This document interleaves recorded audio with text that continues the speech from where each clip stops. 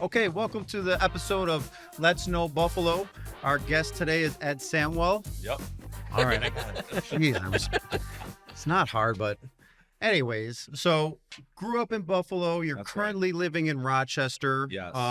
You own a small auto dealership in Rochester. Yeah, a couple small ones. So a couple. Yeah. Nice. As well as some storage / commercial units. Yeah. So commercial flex space storage, sort of like a new concept. They're building them in Buffalo. Okay. There's some out in a couple parts of Rochester, and I said, hey, let's build it in another part of Rochester. So I guess your main business, Yeah. right, is the auto places That's that you correct. have. So you got a couple locations. Yes. And how did that get started? Cars have always been my passion. Okay. Everyone that knows me knows I love cars. And I said, I used to be a Tim Hortons franchisee for about 13 years Mhm. prior to this. And when I exited that brand, I thought, do something that you love, and I love cars. And I figure, in the Western New York community, what is a popular price point? And I said $8,000 to $15,000. Sure. I think that's a great price point, with all due respect. So I decided to go in there. I started very small. I had a friend, close friend of mine, that allowed me to open up an office, no charge, in a back alley. Wow. And I was grinding there day and night, every day. People would pull in this little alley and they get a little skeptical. They get to know me. And Can't I'm figure out "Hey, why." Yeah, I know, right? Let's buy a car in a back alley. Was that in Buffalo? Out in Rochester. Rochester. Yeah. And next, I started building the brand. Social media was huge. Act as if you're bigger than you are. Dude, I love your social media Yeah. stuff because you're creative. Like anything that's in the news, you seem to jump on it. Yes. And it's Yeah, super impressive. You use what's happening in today's world and blend it in to make it a sort of a comedy skit or a joke into your advertising of the business that you were currently hosting, so people can relate to two things, Right. and it blends into No, I think that's super smart. great and that's one of the advertising. things I said to Joe as we were talking about it before you got here, is that you do a great job with the social media, and, the funny posts, and Yes.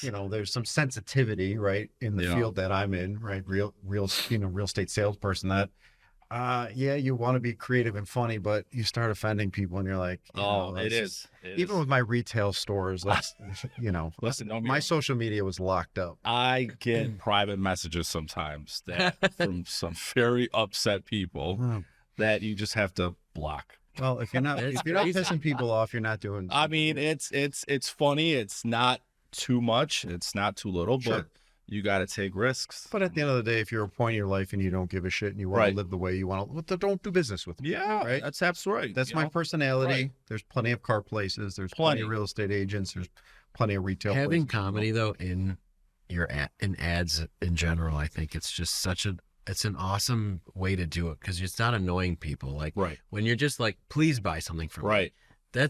Who wants that? Right. Yeah. When you're constantly the salesperson. Yeah. Nobody wants this. You don't take Yeah. yourself too seriously, I feel You know, like. I'm not one of these large franchise dealerships that have a lot of name recognition in the community. I'm small, so you got to act as if you're the customer. Well, why should a customer buy a car from me? Yeah. Well, what are you doing differently than these franchise dealerships to make me spend the money at your place rather than go to these guys, or mid-sized dealerships? I mean, there's car lots everywhere. Sure, People- And with online now, people could buy a car with a click of a button, get it delivered right to their front door. Right. So you got to do things a little differently.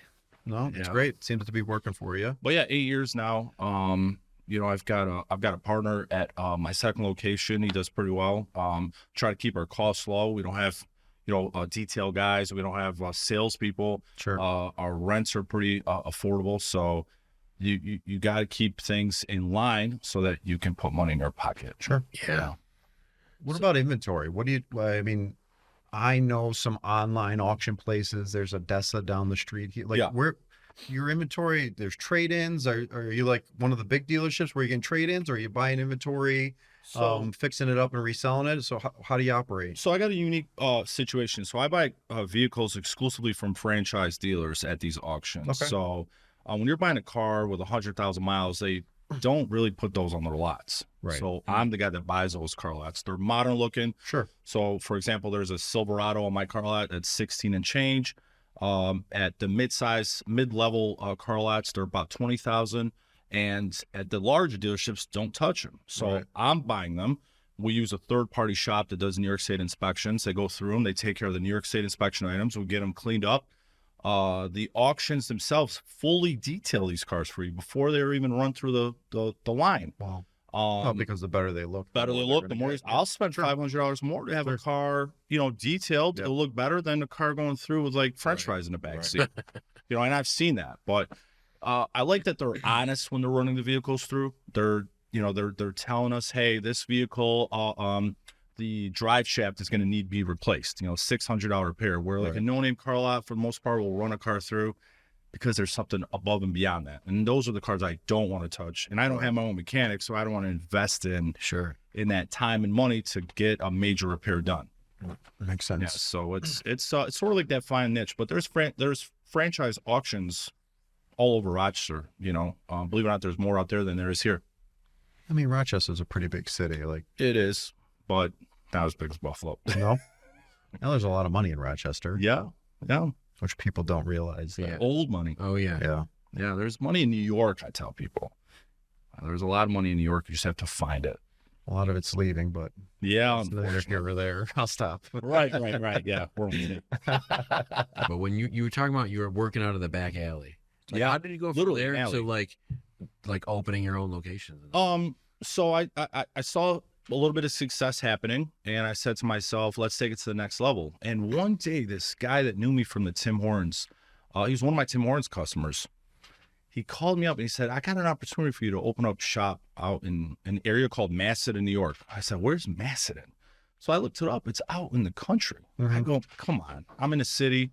I'm doing pretty well. I like to find something. He goes, no. I think you'll do well out there. So we go out there, and it's this big red barn on a state road with a small office connected to it with a pretty big parking lot. And he says, I'll be partners with you. I said, perfect. I'll partner up with you and let's open up this car lot. So did he own the building? No, he was a realtor, but there was no real estate sign. There was nothing. I mean, it was just one of those like, what? He had a key for it. The rent was pretty affordable. And we go there to look at it. I said, all right. So I decided to close shop in the city, in the alley. And I go to this barn. And I had a couple signs made. I had the parking lot sealed. Kind of in the middle of nowhere. Out in the outskirts of Rochester, like I'd say Pendleton out here. Down, okay. I don't know. I mean, it's still close, but not that close. But it was kind of a risk. So I walked in this office, and it had the 57 Bel Air blue color walls with barn floor. So hired these guys, came in, painted it up, did the little carpet. Now it looks like a nice apartment, and business started growing, but this guy, for some reason, disappeared. I had no idea where he went. I tried to contact him, like, hey, thanks for this. Are we still working together? Nowhere to be found. Yeah. Funny story. After he sees this, he might come out. No, I didn't do it. But he's gone. Where is he buried? Yeah. Yeah, so... But I love it out there. Macedon's actually now become one of the fastest growing towns in Rochester, spreading to the outskirts. That's cool that it's when something like that happens, if you get there before it actually happens. Right. Yeah. And that's funny you mentioned Pendleton because that's where I live. Oh, you do? I do. Oh. And we moved out there like 10 years ago. Right. And over the last 5 years, the development that's happening out there, it's like, wow. Yeah. Because the first people were like, what are you? Yeah. Right. Pendleton? Yeah. Right. It seems super far away. And actually what's funny, we had a conversation over the weekend. A buddy of mine lives downtown Buffalo, like on the water. Yeah. And he's like, oh, it's 40 minutes to your house. And my wife's like, I work at New Era. It's 25 minutes tops. People don't have any idea. Yeah. And she literally, her car tells her trip time. She snapped it. She was like, hey, send this to Mike. Tell him it took me 23 minutes to get to work today. And well, I live in Victor, which is like outskirts of Rochester, sort of like Orchard Park, and all my friends are like, "Oh, you live so far away." I'm like, I like being kind of away from everybody. And I think sometimes the older you get, you want something like, hey man, I want to park my cars where I want to park them and not worry about somebody walking in my back door or something. That's right. But when you were slinging cars out the back alley, you'd never lived out that way before. Not in the city of Rochester. So like, I mean, that must have been a little scary, like going into a completely new area. You see the size of him? He's not like scary like that. But I mean, like the risk factor of like, you don't really know the area. The area that I started in is called Irondequoit, and that's actually where my second location is right now. It's actually a pretty busy area. There's several smaller dealerships, but you have no idea the power of these small dealerships and how much they actually sell. I mean, they're larger than I am, but they're not the franchise level, but they sling a lot of cars. But I actually like that area a lot.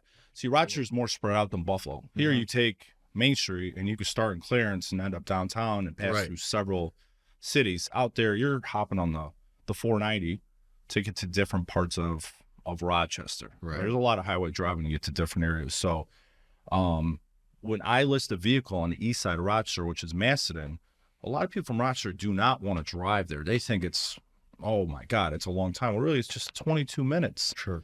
So that's why we have that location open in Irondequoit right now, so that we could capture both sides of the city. We were just talking about that. Yeah.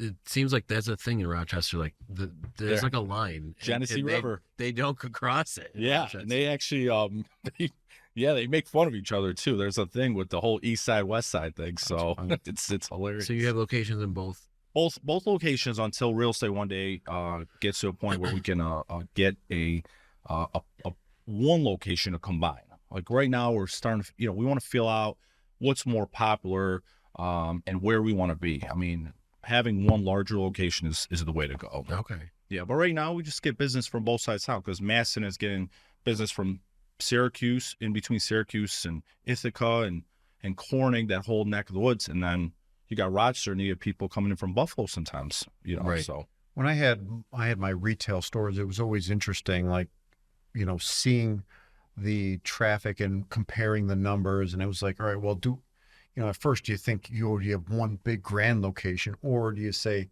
hey, I'm going to do, West Seneca, Lockport, Niagara Falls, right, Amherst, and spread them out. Right. And then to see the number comparison of like, well, why did that store have such a good day? And, so, as you grow, so are you looking to combine them again to one big location? Eventually, yeah. I mean, right now with the two locations, you have a clean parking lot. People pull up, they want to see a clean parking lot, not potholes, not gravel. Sure. Your cars are clean every day. I mean, I'm hosing cars down almost every day to make sure they look presentable. Right. You don't want bird crap on your cars and there's a guy there looking at it.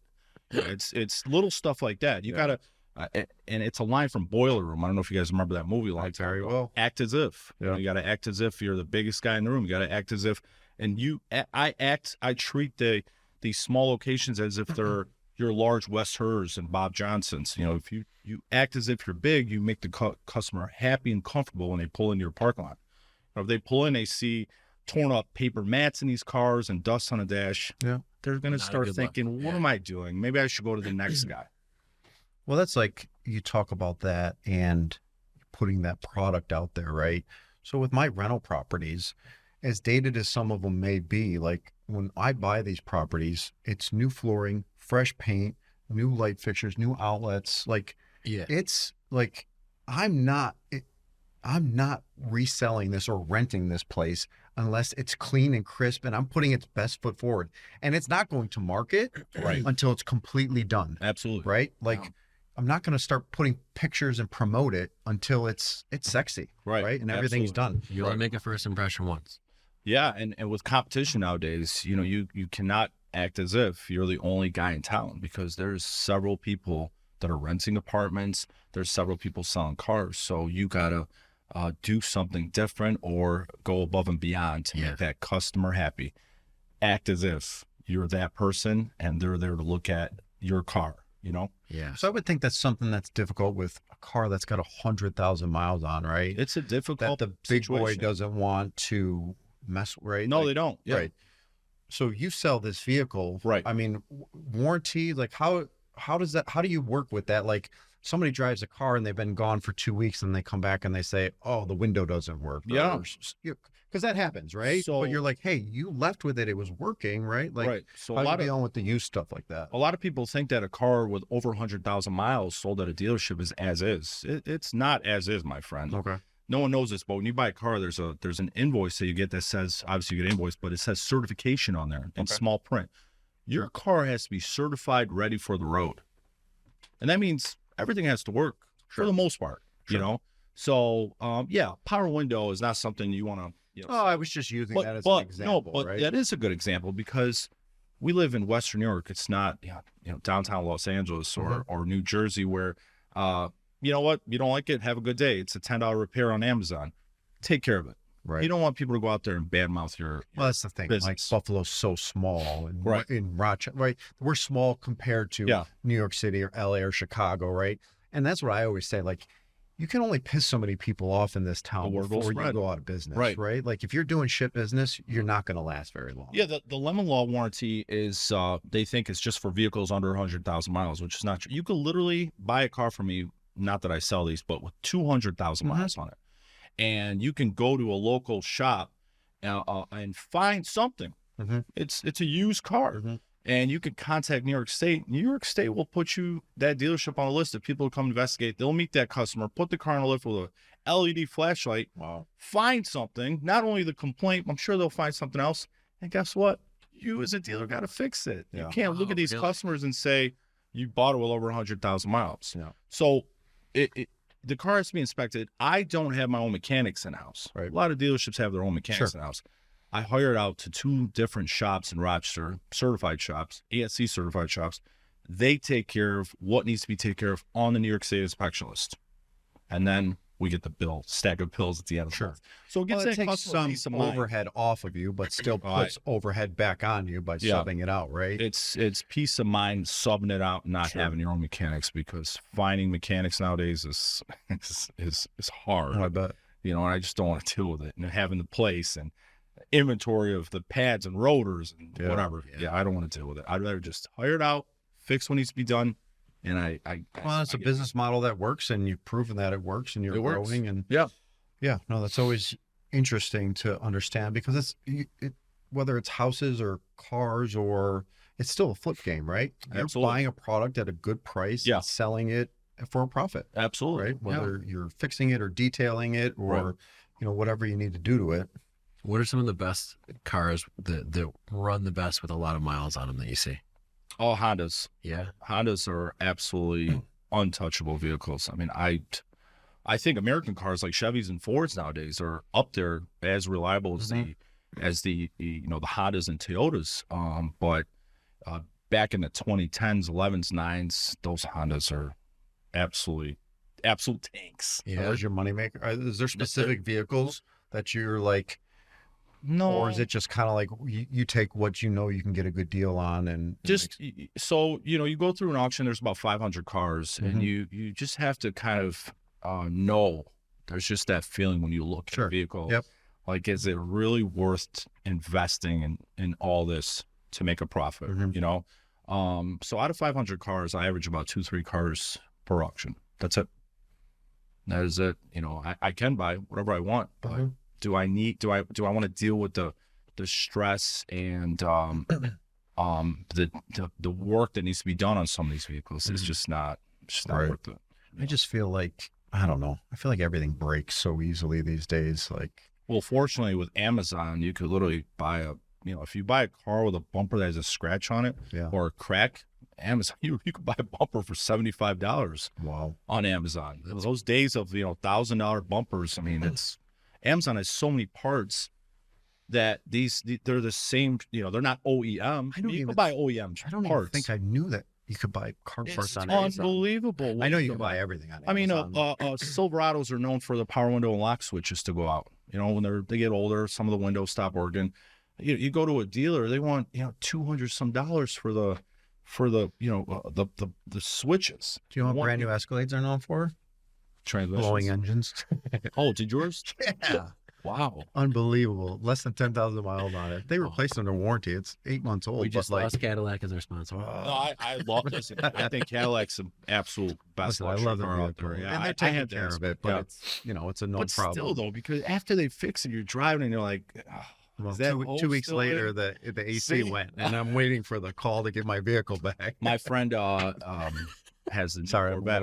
One of the first people that get the new Corvette, transmission blew.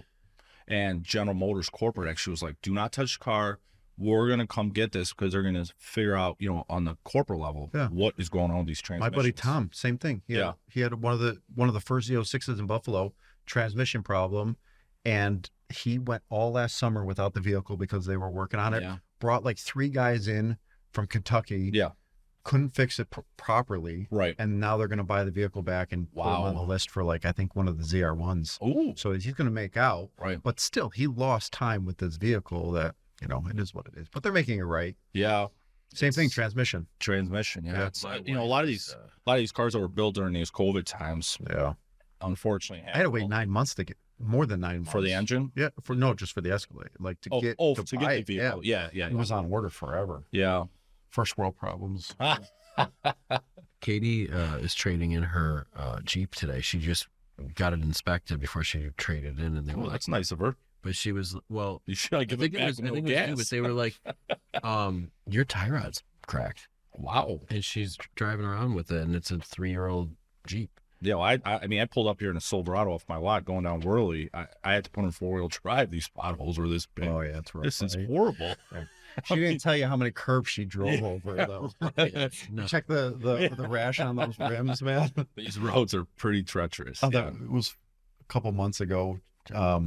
Somebody had mentioned about my wife driving my sports car, and we're standing in the driveway, and I just kind of pointed to the rim on her car. I'm like, you see that rim? That's the curb rash on that. That's why she's not going to drive my. I've let her drive my sports cars before, but I was just kind of playfully like, it's the opposite with Katie's a way better driver. If turn in your man car. If she's watching, she'll kick my ass if she sees she's the one that doesn't have scratches on her rims. Yeah. But okay, so that's just really fascinating, that whole, because that's such a niche for used cars too. And I feel like, is there still an inventory problem with the car industry? It seems like it's gotten a little better. It was pretty bad after COVID. It's the price. There's always cars. It's not like we're at these auctions and we used to see 500 cars and now we're seeing 100 cars.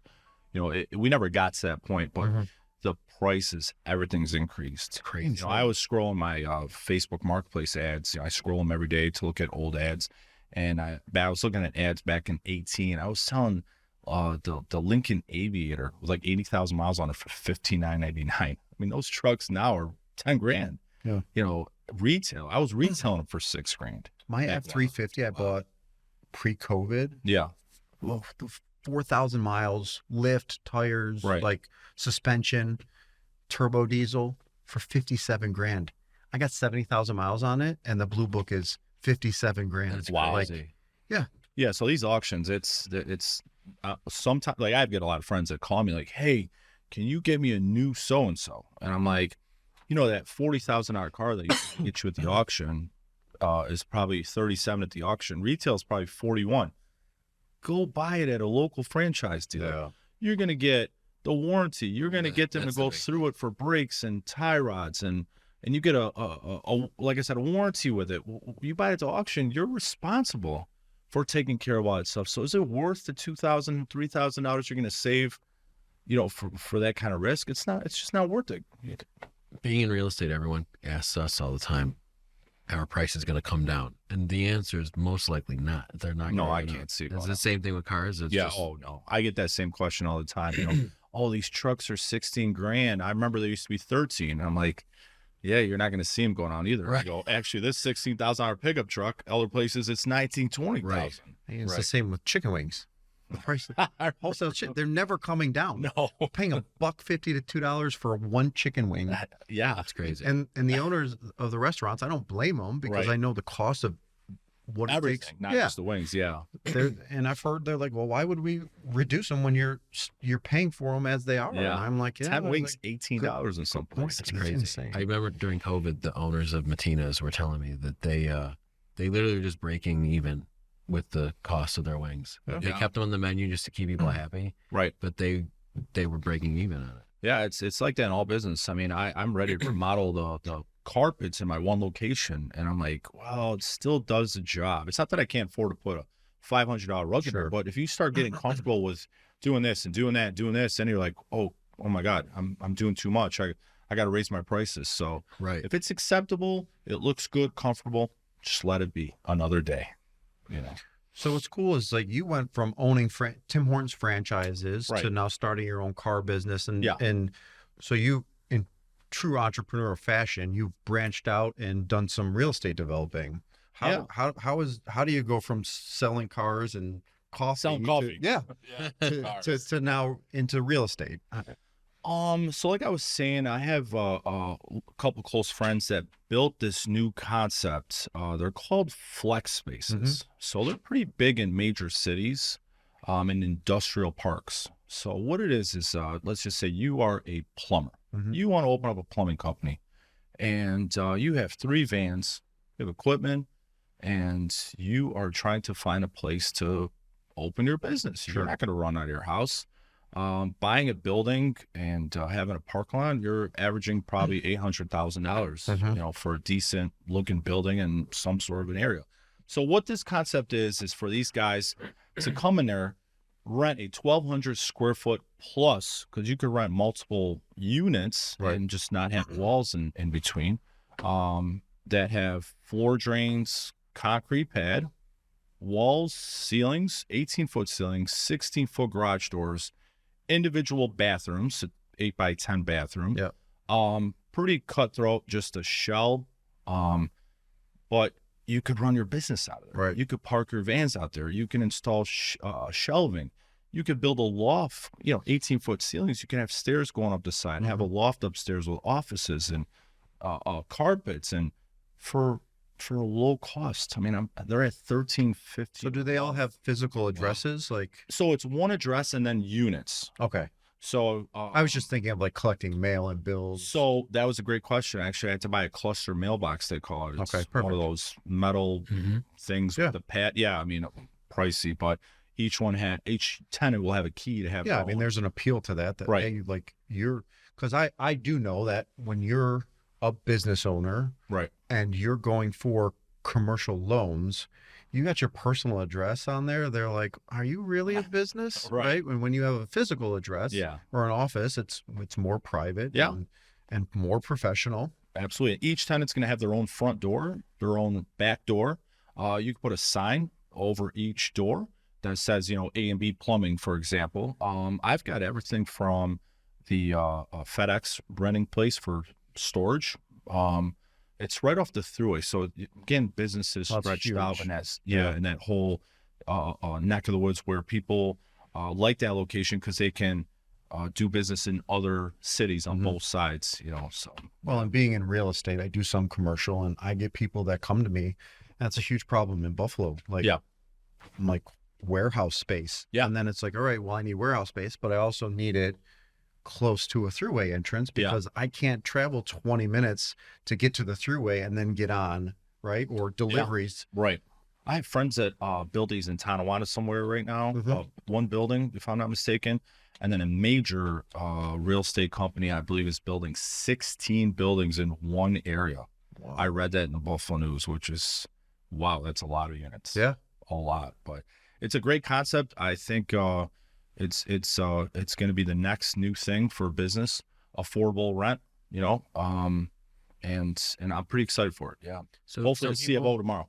So some people are using it just for storage too, you're saying? Commercial storage. So these aren't like storage units where, Nancy or Karen are going to put, 20 boxes of clothes that they've saved for 40 years. And these are humongous. Nancy's got to throw that shit out. Nancy, just give it up, honey. Donate it or something. You got to empty that basement. I mean, I'll take Nancy and Karen's money if they want on a spot. Go ahead. Yeah. So, But I like it, and I got this idea from being surrounded by great friends who have great success, who've done well, who grind and work hard. I've surrounded with who have, gave me that motivation to go out there and do something. And this was an idea that I'm glad I chose.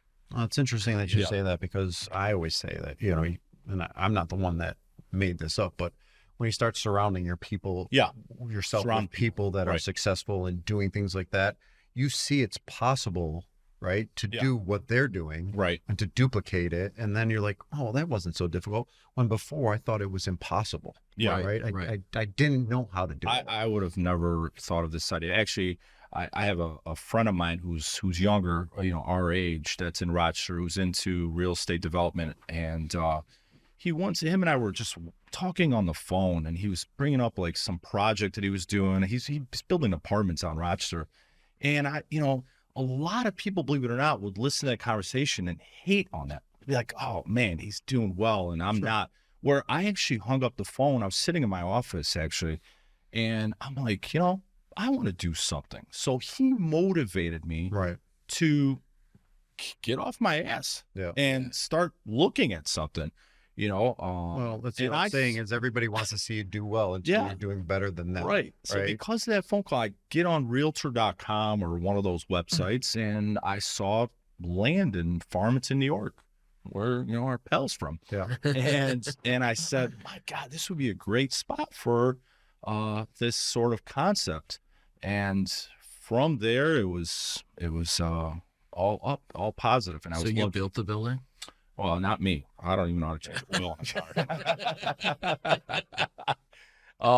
I actually GC'd the project, which saved me quite a few bucks. Obviously, with such a big project, but it was definitely a learning adventure. I'd say I had, for the most part, everything went pretty well because a lot of my friends who built these already in north of Rochester by the lake advised me on who to call, who to use. Yeah, that's great. And everything from the engineer to the architect, down to the plumbers. So so it went pretty well. And I up until today, I would pick up the phone call, say, hey, quick question, what do you think I should do with this, or what do you think? And they're right there. They're not like, well, you're kind of building the same thing. I don't want to know. They're like, hey, well, what do you need? I'm going to do this for you. I'll give you, here's my buddy's phone number. Here's my, but I learned a lot. And this project is almost done. I'm ready for another project. Now it's like, oh, I want to do you did it once else. And you're addicted to it. Yeah, now it's addicting. Yeah.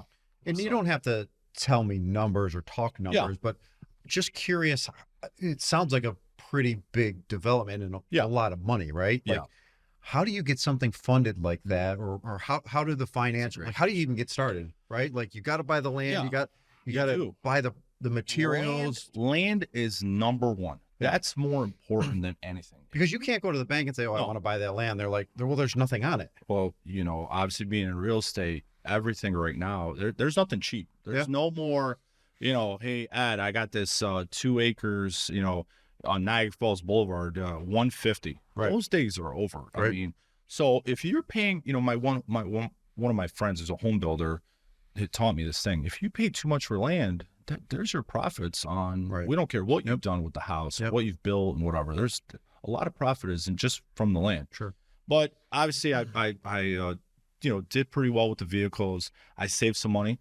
So they definitely required money down for the project. And the bank pretty much interviews you, and they check the project out, and they do their due diligence. Did I say right? Yep. And if they don't believe in it, or no. So being the first project, I was pretty lucky that this bank that I use in Rochester believed in me. A wonderful lady, she's a VP of the bank, believed in me, believed in the project, knew that I was also good friends with some big developers in Rochester. And those big developer friends of mine spoke highly of me, which I will never forget. Sure. So they spoke highly of me. And from there, her high ups believed in me, and they said, "All right, let's do it." Wow. So was it a construction loan where they? Yeah. Okay. Yeah, it's a construction loan. But they watch every penny. Oh, I bet. Oh, yeah. there's no. They watch every penny. So they do. So do they do draws? It's draw. Yeah. So like the guys do the work. Yep. They'll send an inspector out, make sure the work is really done, and they'll say, "All right, you're good to go to pay these guys." Nice. Yeah. So we're 99% done, and it's worked out well. What was if there's like one big unexpected issue with construction that came up? Anything? Don't go with a cheap guy. Yeah. So I'll say that cheap comes out expensive, right? It does, don't go with the cheap guy. Everybody I use for the most part is the major companies, and it hurts to write that check, but you get peace of mind. Yeah. Mm-hmm. You know it's done right. You get peace of mind. If there's an issue, which everybody makes mistakes, even the big guys, whether it's not enough guys on a job site, whether something isn't working properly, it always feels comfortable to call the big guys and be like, "Hey, we got a little problem here. Right. And they come right away, but they'll stand by their work. They stand by their work. Yeah. Not only the concern isn't only during construction, but after construction, when there are tenants in there, and there's a concern. Same with home builders. You could build $1 million house, Right. but if his subs don't get paid, or if his subs aren't that great, and you got a problem down the road after you close on that house, good luck getting that contractor to send his sub out. Well, I wasn't paid for the job, so I'm not going to come out there and fix this sink. Right. How many units do you have total in your building? 18 total. Is it one building or multiple? 2. Oh, Yeah. okay. Yeah. So it's a great concept. I'm pretty happy for it. I feel comfortable. I've got most of them full. Mm-hmm. And I don't even have a CFO yet. I mean, like everybody's ready, locked, loaded. Yep. Yeah. That's awesome. Wow. Congrats. So now the next step is hopefully everybody pays. That's a whole nother. That's a whole nother stress. Yeah. So I'm curious to hear your story from the beginning. You're born and raised in Buffalo. Obviously, to go from Tim Hortons franchise, car dealership, Yeah. You have the entrepreneurial spirit. Where did that come from? Was there anything in your childhood that you saw that you were like, this is possible? We've all heard this before. We came from nothing, but we really did. I mean, absolutely nothing. I remember like yesterday we were eating chicken wings on the dinner table, and if not every piece of meat is off that bone, you get the smack in the back of the head. So, and your old man's got those big paws. Big paws. Yeah. George. Yeah, I mean, it's definitely a grind and hustle. This is the land of opportunity. I mean, there is money to be made if you grind 24/7. It's not like money everywhere. Yeah. And I used to. My father used to wake me up at 4 o'clock in the morning, go down to Springville, New York. You guys know where that is, right? Yeah. On the way to Elkville, and I sell sports cards at a garage. What do they call them? A flea market. Really? Just at 4 o'clock in the morning, woken up as a 12, 13-year-old, and it just kind of taught me that grind. I was selling, my friends will laugh when they see this, but back in school, I used to be the guy that sell the fake Rolexes in the back of the Trans Am.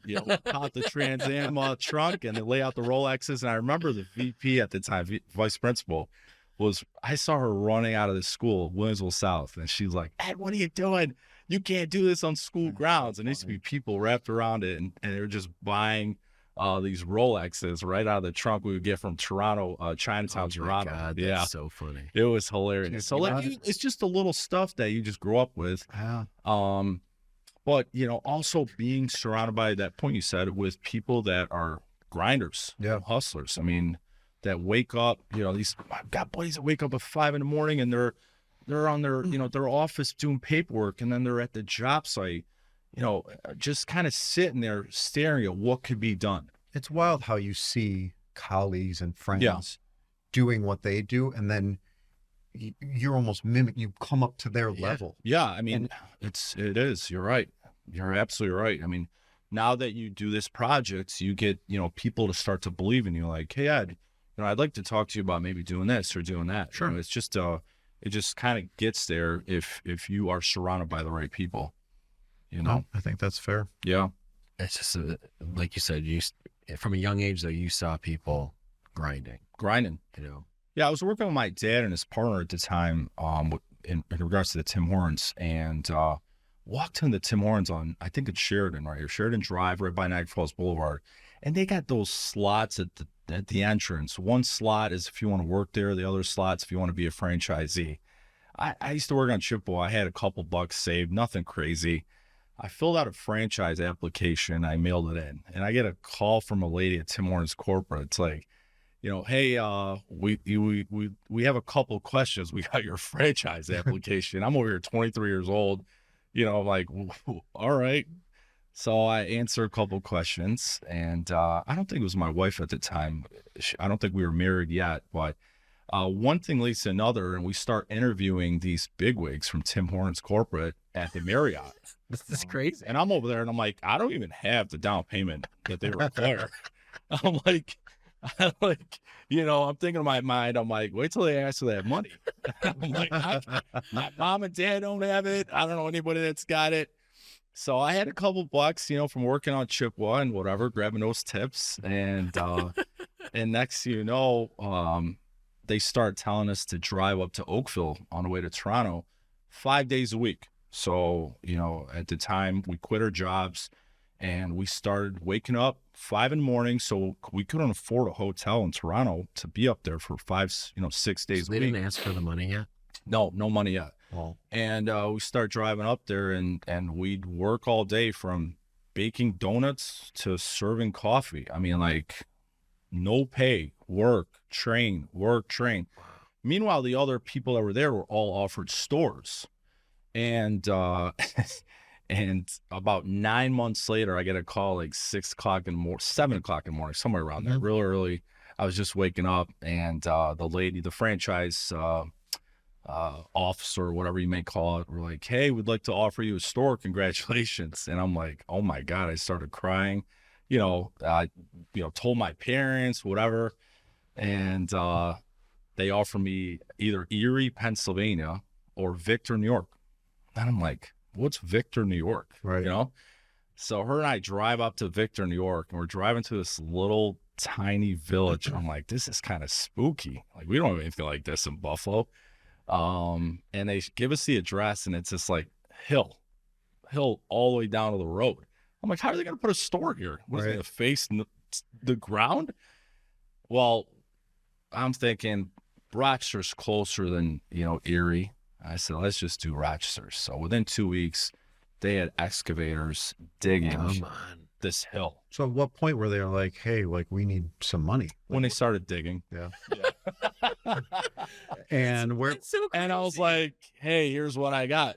And they were like, oh, we don't care. We'll just finance the difference. We like you guys, and we'll finance the difference and just, take care of us whenever. And we took care of it right away. But sure. Yeah, it was pretty wild. And then that led to opportunity to open a store. So that's in Victor. That led to opportunity to open a store. Actually, I started building a house in an area called Webster, which is north of Victor. And I was getting the deck installed. I mean, there were still guys working on a deck, and I get a call from corporate, and they're like, hey, we'd like to offer you a store in Geneva, New York. You want to go out there? Which is down in Seneca Lake, where all the wine tours are. Literally right by the lake. You see the lake. I'm like, oh my God. So I put that house up for sale, sold it, and we moved to Canandaigua Lake, which is in between Victor and Geneva. And then I think like 9 years later of doing that, they offered us a store in Seneca Lake, or Seneca Falls, I apologize, which is beyond that. We're like sort of like where Delago Casino is and whatnot. So did that for almost 13 years. Oh, yeah. That's so crazy. Yeah. All from just putting the little slip in there. It was literally one of those applications on the door, filled it out, name, address, and what kind of money do you really not have? that's I can't believe that. Yeah. It's a great brand. I tried college.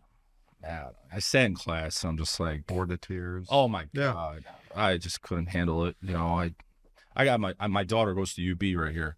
So she's going in for business, and I sit there and I cringe, and I'm like, why? It's so much. You know what's so funny is, like, when I went to college, my whole mindset was just get your degree and get out. Right.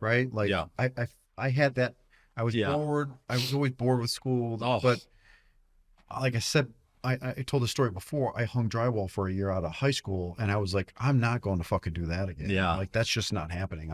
So I'm going to get a degree, and at least I'll have it to fall back on. I don't know what I'm going to do, but I just need to get my degree. I think it's important. I mean, my family didn't have the money for college, and like I said, I went to school in Michigan for a little while, and I noticed that a lot of the kids that I was at school with, their parents had successful large dealerships, and I'm thinking I'm going to put myself in debt because I originally wanted to open up a franchise dealer. Right when I got into school in Michigan to become a franchise dealerships, I don't know if you remember this, a long time ago, GM started crunching down and shutting down dealerships and franchises throughout the country. So I'm like, oh no, this seemed like the bigger dealerships got bigger and stronger. Exactly. And a lot of like other guys were bought out or they shut down. So I said to myself, I said, I'm just gonna get out of here. I got picked up at 5 o'clock in the morning by my uncle who had a trucking company. I had a little plant with a suitcase, and I was out of there. The dean of schools called me a week later. He goes, "Where have you been?" And I told him, I go, "I can't do it." I was like, "I'm sorry, I can't do it."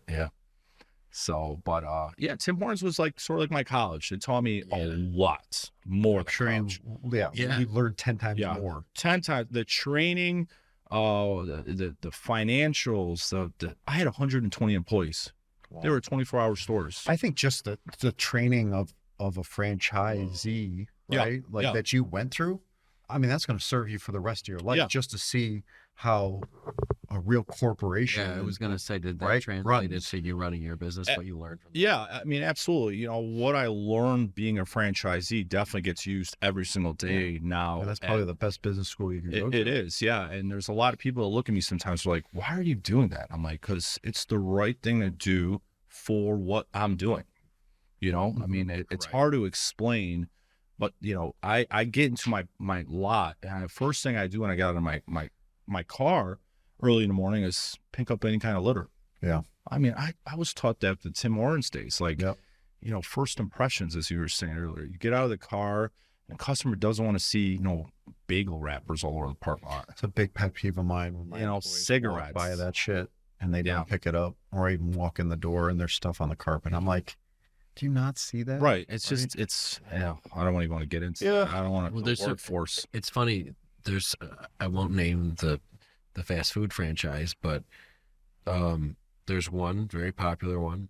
And so many of the stores are so horrible. Like, they're dirty, that they don't get any orders right. But then there's a couple, it's like the service, we will go out of our way, go further away to go to that one. Right. Because the service is so much better. Yeah. It's so much cleaner. Like, the impression, the way you feel as a customer is so great. Like, those little things make a huge difference. I've come to a point now where it's like, am I blaming that we don't have employees, or are there too many saturated businesses out there? Sure. And that's what I'm starting to understand. I mean, am I blaming, the business for having crappy service, or is it because there's just so many businesses and everybody's hiring at once? Right. I'm at that level. Like, everywhere I turn, there's a problem right now. Right. Everywhere I turn, I just got a huge order from a chain, lumber store, and I got one from the one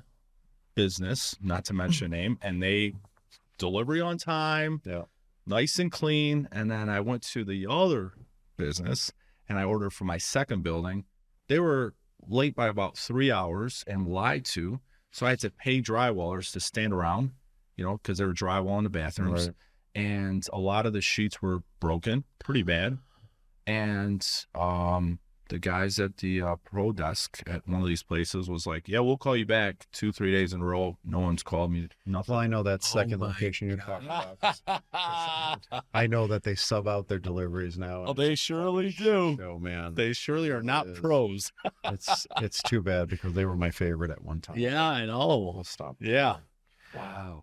Well, I got my buddies out Rochester, like, real men go to the pro guys, not the first guys.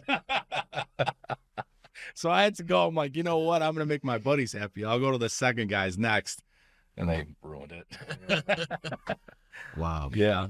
Well, listen, brother, I greatly appreciate you being on. Why don't you plug your locations real quick. Best way to contact you, your business, whatever you got there. Yeah, so the flex places are WNYFlexspace.com. Pretty simple. I love using that WNY all over Rochester because people don't even bring it up. Yeah. Even though Rochester is Western New York. Yeah. The car dealerships is westernnyauto.com. Kind of long. You're on social media too with that. Yeah, so WNY Auto Sales, and then on social media for the flex spaces, it's WNY Commercial Flex Space and Storage. It's pretty long, but who cares? It's great. Again, Awesome. Thanks for the info and the knowledge, guys. And Absolutely, that's our latest episode of Let's Know Buffalo. Yes, let's go Buffalo. Go Bills. Go Bills.